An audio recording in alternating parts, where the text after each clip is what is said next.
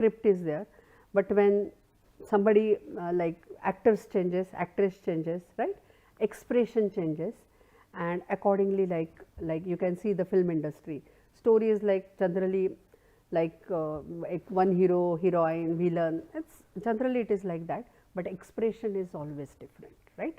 So that comes under that expression when we are talking, right, that is a copyright. Okay. So these are the 4 important types of IPs we can say, and disputes are around these 4 important IP types. Copyright generally you will see film industries, academic system, that cases are there.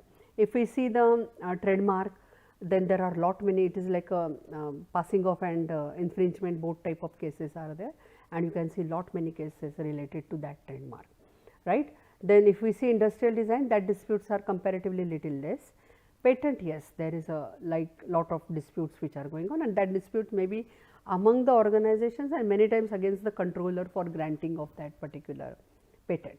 So that kind of also case laws you can see. Okay. So these are the main 4 IPs we can.